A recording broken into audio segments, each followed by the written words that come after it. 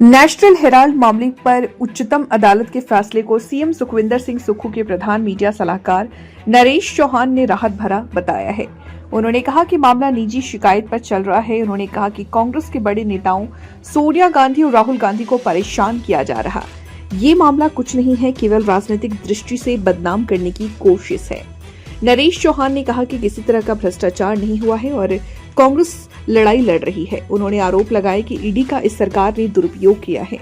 उन्होंने कहा है कि ईडी, सीबीआई और इनकम टैक्स को हथियार बनाया जा रहा, जो विरोध कर रहे हैं उनके खिलाफ ईडी का दुरुपयोग किया जा रहा है। वहीं मनरेगा योजना का नाम बदलने पर सीएम सुखविंदर सिंह सुक्खू ने प्रधान मीडिया सलाहकार नरेश चौहान ने कहा कि मनरेगा योजना को बदलने की योजना ठीक नहीं है। उन्होंने कहा कि ये योजना यूपीए 1 में लाई गई थी, जिसका उद्देश्य 100 दिन का रोजगार देना था। नरेश चौहान ने कहा कि 2006 से लोगों को रोजगार मिला, लेकिन अब केंद्र सरकार योजना का नाम बदलना चाह रही है। उन्होंने कहा कि बहुमत के दम पर किसी भी बिल को पास कर देना ठीक नहीं। इस सरकार की मंशा पूर्व सरकारों की योजनाओं को बदलने की है। देखिए, आज कोर्ट ने जो है नेशनल हेराल्ड पे एक बहुत बड़ा अहम, आप फैसला कह सकते हैं, फिलहाल एक राहत जो है इस केस में दी है। जैसे ये बेसिकली नेशनल हेराल्ड का जो मामला है, एक निजी कंप्लेंट पे ये चल रहा था और सरकार की मंशा ईडी के ज़रिए माननीय सोनिया गांधी जी को, माननीय राहुल गांधी जी को जिस प्रकार से विपक्ष के मेन नेताओं को एक हथियार बना के नेशनल हेराल्ड के ज़रिए, ईडी के ज़रिए परेशान किया जा रहा था पिछले 4-5 सालों से लगातार। इसको लेके ईडी ऑफिस में बुलाते रहे, सोनिया जी को भी जाना पड़ा, राहुल गांधी जी को बहुत बार बुलाया गया, लेकिन वास्तविकता ये है कि ये मामला कुछ नहीं है। ये केवल मात्र राजनीतिक दृष्टि से जो सरकार सत्ता में है, विपक्ष के लोगों को और कांग्रेस पार्टी के नेताओं को परेशान करने का जो प्रयास, बदनाम करने का जो प्रयास था, उसमें आज जो है एक बहुत बड़ा झटका लगा है। और ये एक साफ तौर पे कोर्ट में हमारे वकीलों ने भी इसका जिक्र किया कि नेशनल हेराल्ड में कोई ऐसी संस्था है जिसमें कोई नो प्रॉफिट नो लॉस है।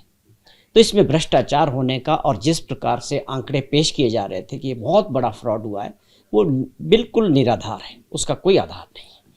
और ये लड़ाई कानूनी तौर पे कांग्रेस पार्टी और उनके नेता लड़ रहे हैं, लेकिन जहाँ तक अभी तक जो निकल के आया है कि अमूमन ये देखा गया है कि ईडी का, इस सरकार ने जिस प्रकार से सीबीआई, ईडी और इनकम टैक्स का मिसयूज अपने विपक्ष के नेताओं के खिलाफ किया है पूरे देश के अंदर, वो लगातार अब उसका जो है असलियत सबके सामने आने शुरू हो गई कि आपने ईडी को एक ऐसा हथियार बना दिया है कि जिसको चाहें, जो आपका विरोध कर रहे हैं, जो सरकार के खिलाफ आवाज़ उठाते हैं, आप उनको परेशान करने के लिए ईडी का और सीबीआई और इनकम टैक्स का मिसयूज़ करते हैं।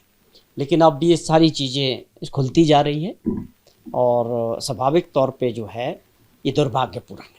तो आज के जो फैसला हुआ है ये एक्सपेक्टेड लाइंस पे था और हमें उम्मीद है कि इसमें आगे भी कुछ होने वाला नहीं। देखिए, मनरेगा एक ऐसी योजना यूपीए 1 के तहत जो है कांग्रेस सरकार ने देश के रूरल एरियाज़ के लिए, जो लोग गांव में रहते हैं, उनके लिए एक ऐसी योजना थी जिसमें आज की डेट में 100 दिन का रोज़गार देना था और वहाँ पर उसके बदले उनको पैसा मिलना था और लोकल एरिया में, रूरल एरिया में जो है विकास आगे बढ़ना था।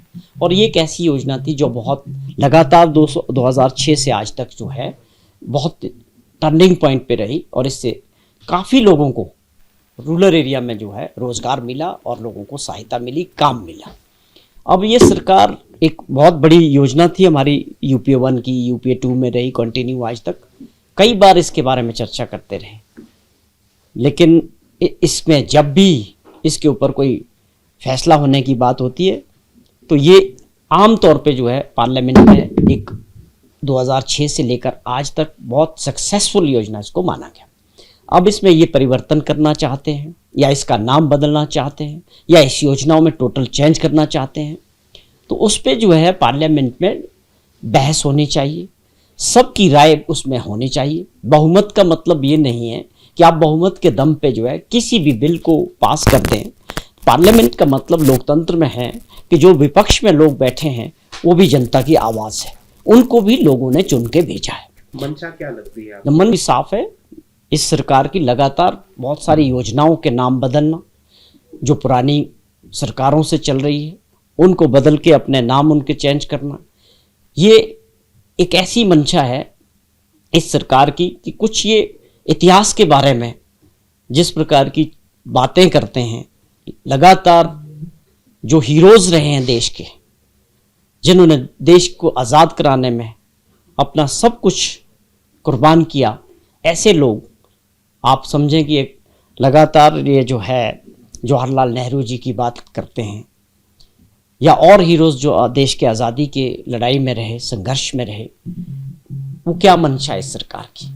आप उनके बारे में किस आधार पर इतिहास के बारे में बात कर सकते हैं? ये केवल गुमराह करना देश को, ये बहुत दुर्भाग्यपूर्ण है। वो लोग थे जिन्होंने अपने वर्षों तक लड़ाई के अपने संघर्ष में आज़ादी के जेल में रहे। और जवाहरलाल नेहरू जी का जहाँ तक हमने भी पढ़ा है कि उनके पिता के पास जो प्रॉपर्टी थी, घर थे, वो संघर्ष के लिए उन्होंने अपने दिए। तो ऐसे लोगों के बारे में आज 70 साल बाद चर्चा करना या उनको गलत ठहराने का प्रयास करना बिल्कुल भी तर्कसंगत नहीं है। तो इसी तरह से ये जो बहुत सारी योजनाएं उनके नाम को बदलना, ये केवल मात्र लोगों का असली जो मकसद है, जो कोर इश्यूज होते हैं देश के सामने, जैसे बेरोजगारी, महंगाई, लोगों की समस्याएं, उससे ध्यान भटकाने के लिए इस तरह के प्रयास सरकार हमेशा करती है। जबकि असली मुद्दों पे जो है पार्लियामेंट में चर्चा होनी चाहिए, जिससे देश के विकास को आगे कैसे किया जा सकता है, या रोजगार को कैसे आगे बढ़ाना है, या आप समझें कि आज $1 जो है 91 रुपीज़ के करीब पहुंच गया। तो इसके बारे में कोई चर्चा नहीं है, कोई बात इसका कोई जवाब देने को तैयार नहीं। तो मेरा ये मानना है कि पार्लियामेंट के अंदर सबको किसी भी चीज़ को, कानून को बनाने में, बदलने में पूरी बहस होनी चाहिए, सबको मौका मिलना चाहिए, चाहे विपक्ष में हो या सत्ता पक्ष में हो।